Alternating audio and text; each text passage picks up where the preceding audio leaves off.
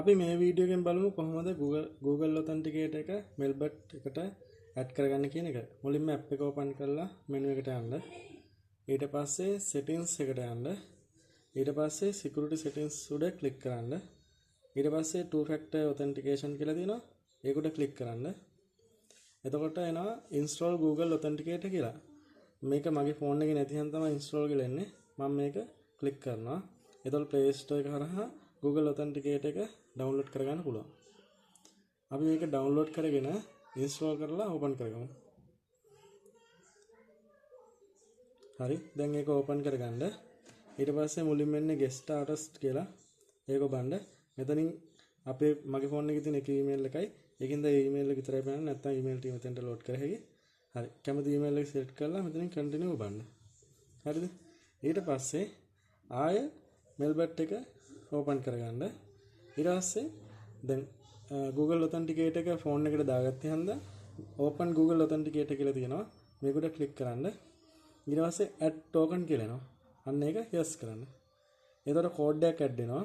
code එක add වුණාට පස්සේ මේකේ පොඩි count එකක් යනවා. අලුත් code එකක් එනවා. අපි අලුත් code එකක් එනකන් ඉමු. හරිද? මොකද Google Authenticator එක අපි Melbot එකට දාගන්න යන්නේ. time එකක් පොඩි time එකක් තියෙන්න ඕනේ හන්දා. හරි. දැන් අලුත් code එකක් ආවා. මේක උඩ ඔබාගෙන එතකොට copy වෙනවා. එහෙම නැත්නම් ඒක ඔයා මතක තියාගන්න.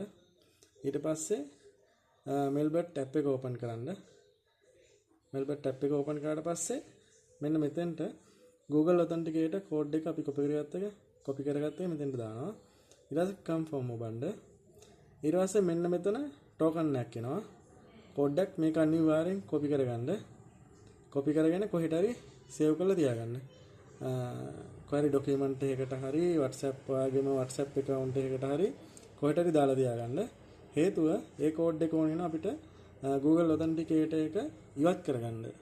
එහෙම නැත්නම් අපිට customer support දාලා තමයි මේක කරන්න වෙන්නේ. මොකද සමහර අවස්ථාවල් වලදී Google Authenticator එකේ පොඩි ප්‍රශ්න එන්න පුළුවන්.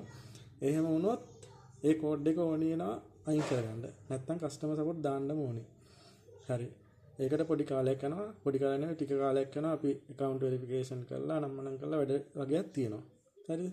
මොකද ලොකු security එකන්නේ. හරි. ඊට පස්සේ අපිට ඒක ආයෙමත් අයින් කරගන්න ඕනේ කියලා හිතමුකෝ. මම අර copy කරගන්න කිව්ව code එක ඒකයි. ඒ code එක copy කරගත්තා නම් මෙතෙන්ට deactivation code එක ඒ code එක මෙතෙන්ට දැම්මා confirm කරා. හරි. දැන් අර two factor authenticator එක අයින් වෙනවා. Google Authenticator එක ආයෙ වයින් දාගන්න පුළුවන්. අපිට දැන් ඒක ඕනේ නැහැ. මම නම් මේක වැඩි දාන්න යන්නේ නැහැ. ලොකු security එකක් අවශ්‍ය නම් විතරක් ඕක දාගන්න. නැත්තම් සමහර වලට ඕක වැඩ කරන්නේ නැති වෙන්න පුළුවන්.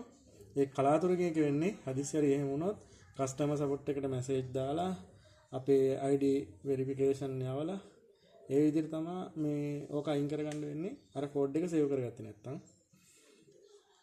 හරි එහෙනම් ඔය ටික හොඳට ඔළුවේ තියාගන්න.